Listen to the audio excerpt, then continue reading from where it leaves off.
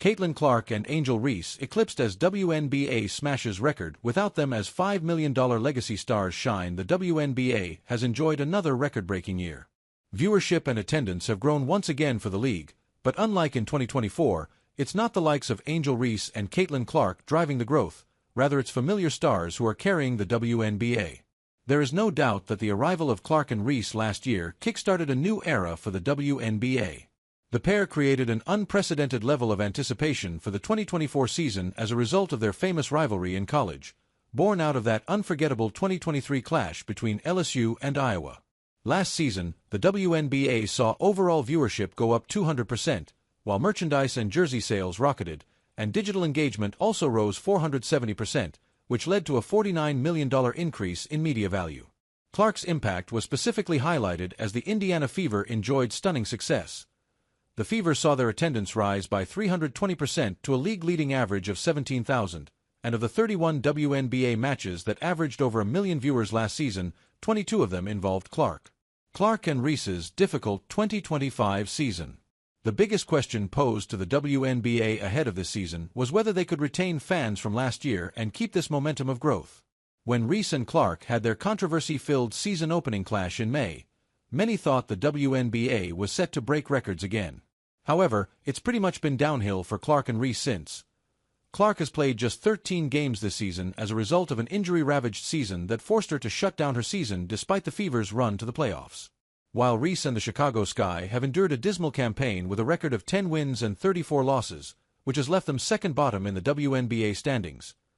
Reese herself has had a stop-and-start season due to injuries, missing 14 games, which included that one-game first-half suspension for her explosive remarks about her teammates. WNBA grows again despite the absence of Clark and Reese. Despite the plights of Clark and Reese, the WNBA has indeed smashed both attendance and viewership records following the conclusion of their successful regular season. League officials announced that it broke its single-season attendance record as its 13 teams took just 226 games to draw 2,501,609 fans to arenas this year.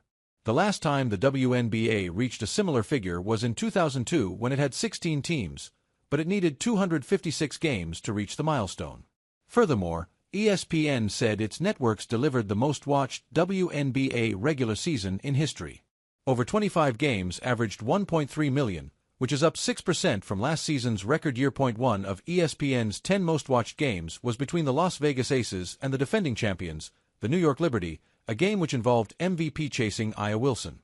Nafessa Collier and Aya Wilson's historic campaign driving WNBA interest. The WNBA's record-breaking season can be laid at the feet of its crop of established superstars, including Aya Wilson and Nafessa Collier.